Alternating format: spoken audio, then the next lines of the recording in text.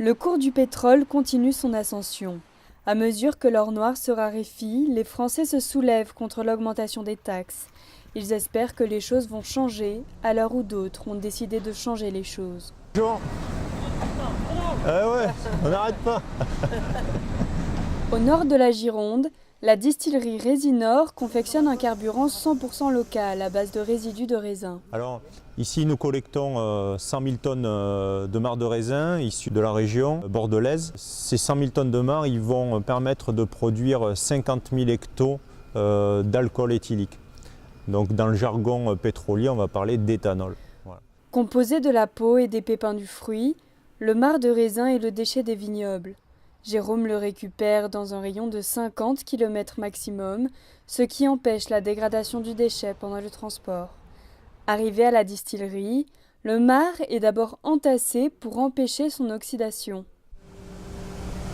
Là, on va à la deuxième étape. Ouais. Donc c'est là où voilà, on va suivre le camion tout simplement. Et ce qu'il a fait, il a chargé le marc, il a vidé là, dans cette zone. Et là, en fait, on va avoir un crapin qui va alimenter la bande de diffusion. Le marc passe ensuite par la diffusion où l'alcool est extrait de la peau du raisin. C'est dans ces colonnes que va être distillé le liquide alcoolisé, l'eau alcoolisée, qui sort de la diffusion. Et donc on obtient cet alcool-là. Voilà, c'est exactement ce qu'on obtient à l'issue de la distillation. Un alcool qui va faire 93 degrés environ à la base.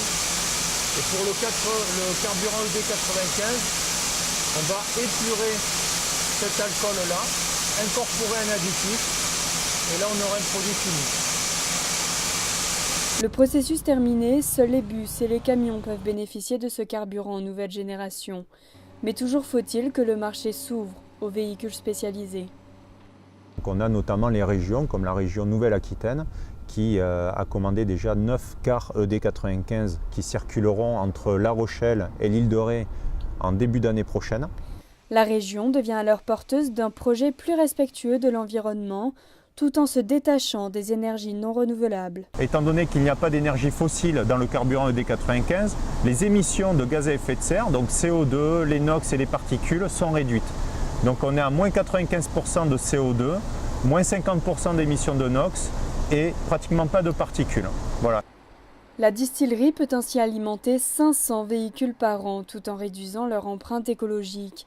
Les économies se font aussi sur le prix puisque l'agrocarburant vaut entre 80 centimes et 1 euro le litre. L'éthanol ne vient pas seulement du marc de raisin, il est en majorité produit grâce à l'huile de colza. Mais entre le raisin et le colza, il y a 2 générations différentes. En France, il y a les agrocarburants, et même dans le monde, les agrocarburants dits de première génération et les agrocarburants avancés.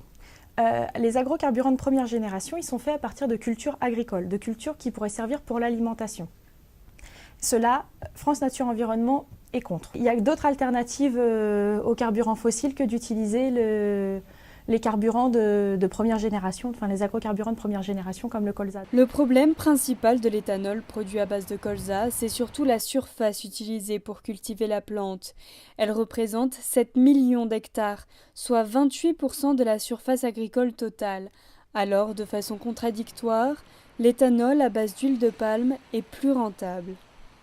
Au vu des rendements des palmiers à huile, en termes d'huile récupérée par rapport au nombre de palmiers plantés, si on devait planter en colza pour avoir les mêmes rendements, il faudrait 7 fois le nombre de champs de palmiers plantés pour avoir les mêmes rendements à la fin. Alors que la déforestation causée par les palmiers demeure catastrophique, les agrocarburants à base d'huile de palme représentent 60% de la totalité des agrocarburants en Europe.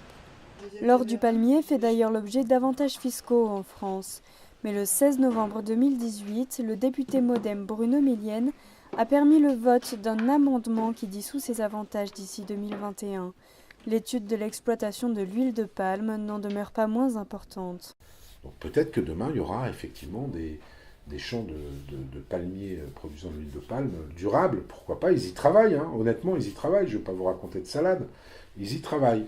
Si effectivement on arrive à faire une culture d'huile de palme durable, raisonnée, qui ne fait pas de déforestation, peut-être à ce moment-là que ce produit pourra redevenir, pas forcément noble, j'en sais rien, mais en tout cas plus acceptable que ce qu'il est aujourd'hui. Mais pour l'instant, l'huile de palme reste l'huile végétale la plus consommée au monde. 50 millions de tonnes sont produites chaque année. Bien sûr, les agrocarburants n'échappent pas à la suprématie du palmier, mais ils ne sont pas très répandus pour autant. Le problème, c'est que l'alternative industrielle aujourd'hui n'existe pas.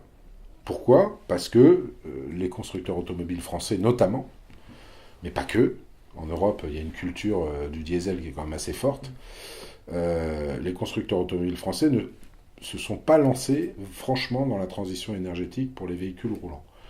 Les concessionnaires se lancent aujourd'hui dans l'hybride, mais timidement dans le tout électrique. Les biocarburants ne font pas partie de leurs prérogatives, ni de leur stratégie de vente. On avait poussé des amendements qui n'ont pas été retenus, mais bon, parce que je pense qu'à un moment, il y a une question budgétaire qui se pose. On ne peut pas non plus faire exploser le budget de l'État parce qu'on essaye de rester dans les critères de Maastricht. Et qui était de faire un crédit d'impôt sur l'installation des boîtiers bioéthanol dans les voitures essence de moins de 15 ans, parce qu'au-delà de 15 ans, malheureusement, ça ne marche pas. Bon, ça c'est pas passé. Si l'on installe ce type de boîtier sur une voiture neuve, elle perd sa garantie, mais c'est peut-être son seul défaut. Ici, vous avez l'espace biomoteur, réservé à la conversion éthanol. Le boîtier éthanol est légiféré depuis près d'1 an maintenant. L'entreprise Biomotor crée le boîtier et l'envoie aux garages agréés. Il permet simplement de convertir son moteur essence en moteur éthanol. En 15 minutes, la durée de la pose du boîtier, le prix du plein est divisé par 2 et la pollution est moindre. Mais le prix de la boîte verte est élevé. Donc 790 €, c'est le prix de base. Après s'ajoute l'homologation, donc de 200 €. Et pour une injection un peu plus complexe, donc plus moderne, il faut compter 1090 € le boîtier et une homologation à 300 €. La conversion aux agrocarburants commence timidement son ascension grâce à ces boîtiers verts. Aujourd'hui, près de 160 garages installent ces convertisseurs à l'éthanol 85. Celui-ci accueille 10 à 20 véhicules par semaine.